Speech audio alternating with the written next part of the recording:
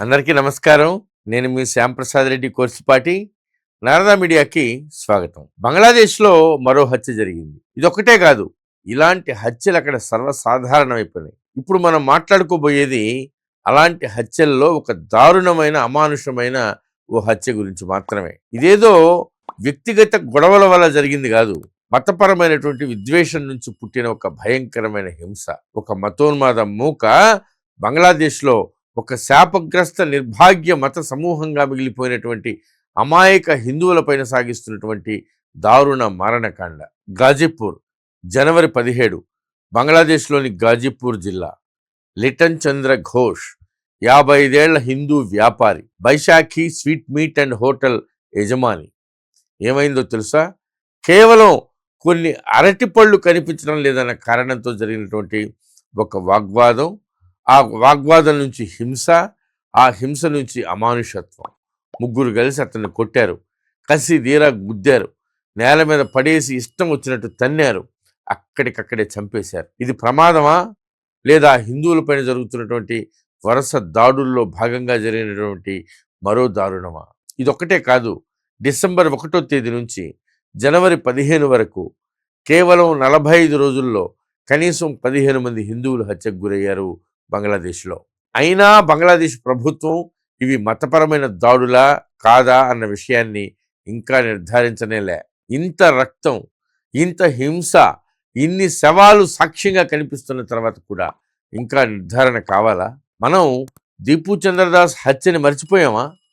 ఈ ఏడాది ఆరంభంలోనే దీపు చంద్రదాస్ అనేటువంటి ఒక హిందూ యువకుణ్ణి దైవనింద చేశాడన్న ఆరోపణతో అన్యాయంగా కట్టేసి మత ఛాందసవాద గుంపు అతని మీద పడి అతన్ని బహిరంగంగా విచ్చలవిడిగా కొట్టి కొట్టి కొట్టి చంపేశారు. బంగ్లాదేశ్లో చట్టం నడుస్తూ ఉందా, లేకపోతే గుంపు న్యాయం నడుస్తూ ఉందా? ఇది ప్రజల ఆవేశమా, లేకపోతే బంగ్లాదేశ్లో పాలనా వ్యవస్థ వైఫల్యమా? బంగ్లాదేశ్లో ఏ మూల ఏ చీమ చిటుక్కుమన్నా వెంటనే హిందూ దేవాలయాలపైన దాడులు మొదలైపోతాయి. గుంపులు గుంపులుగా బయలుదేరి హిందువుల ఇళ్లకి నిప్పు పెడతారు, హిందువుల వ్యాపారాలపైన దాడులు చేస్తారు, హిందూ మహిళలపైన అఘాయిత్యాలు చేస్తారు. దైవ నింద, బ్లాస్ఫమీ అనేటువంటి ఒకే ఒక్క నెపంతో వాళ్ళు అక్కడి హిందూ సమాజాన్ని లక్ష్యంగా చేసుకుని నిరంతర దాడులు, అత్యాచారాలు, హత్యలకు పాల్పడుతూ ఉన్నారు. ఇవేవి యాదృచ్ఛికంగా జరుగుతున్నవి కాదు, వ్యక్తిగత గొడవలు కాదు. ఈ ఏడాది ఫిబ్రవరిలో బంగ్లాదేశ్లో ఎలక్షన్స్ జరగనున్నాయి. ఇది అక్కడ జరుగుతున్నటువంటి రాజకీయ హింస. మతపరమైనటువంటి ఉద్రిక్తతలు సృష్టించడం ద్వారా, మైనారిటీలపైన దాడులు చేయడం ద్వారా వాళ్ళని భయపెట్టడం, వాళ్ళని మౌనంగా ఉంచడం, ఓటు రాజకీయాలకు వాడుకోవడం, ఇది లక్ష్యం. బంగ్లాదేశ్లో హిందువులపైన జరుగుతున్నటువంటి అత్యాచారాలని, హత్యల్ని చూస్తూ కూడా ప్రపంచం మౌనంగా ఎందుకుంది? దాడులకు గురవుతున్న వాళ్ళు, అత్యాచారాలకు గురవుతున్న వాళ్ళు, ఇళ్ళు తగలబడిపోతున్న వాళ్ళు, చచ్చిపోతున్న వాళ్ళు హిందువులు కాబట్టి. ఎస్, వాళ్ళు హిందువులు కాబట్టే అంతర్జాతీయ మీడియా దానికి పెద్దగా ప్రాధాన్యతనివ్వదు. ఆ హత్యల్ని, ఆ మానభంగాల్ని, ఆ గృహదహనాల్ని ప్రపంచానికి చూపించదు. అక్కడి హిందువుల హాహాకారాల్ని, ఆర్తనాదాల్ని, వారి మృత్యు ఘోషని ప్రపంచానికి వినపడనివ్వదు. ఈ హత్యలు, ఈ దాడులు, ఈ అత్యాచారాలు అన్నీ అన్నీ ఏదో కేవలం వ్యక్తిగత గొడవల్లాగా, కేవలం లోకల్ న్యూస్గా మిగిలిపోతూ ఉన్నాయి. ప్రపంచం దీన్ని చూస్తున్నటువంటి దృష్టి మారాలంటే ప్రపంచంలో ఉన్నటువంటి హిందువులందరూ బంగ్లాదేశ్లో హిందువులపైన జరుగుతున్నటువంటి దారుణ మారణ హోమం పైన గళమెత్తి గర్జించాలి. ఆ గర్జన ప్రపంచమంతా ప్రతిధ్వనించాలి. ఇది ఒక దేశంలో ఒక మతాన్ని లక్ష్యంగా చేసుకుని వ్యవస్థితంగా సాగిస్తున్న హింసాన్ని ప్రపంచానికి ఎలుగెత్తి చాటాలి. ఎందుకంటే అక్కడ లిటన్ చంద్ర ఘోష్ కేవలం ఏదో అరటిపళ్ళ విషయంలో జరిగిన గొడవ కారణంగా చచ్చిపోలా. దీపు చంద్రదాస్ నిజంగా దైవనింద చేసి చచ్చిపోలా. వాళ్ళు చచ్చిపోయింది కేవలం హిందువులుగా పుట్టినందుకే. ఎస్, హిందువులుగా పుట్టడమే వాళ్ళు చేసిన పాపం. యావత్ ప్రపంచానికి ఆ ఉగ్ర మతోన్మాద మూకలు చేస్తున్నటువంటి హెచ్చరిక ఇది.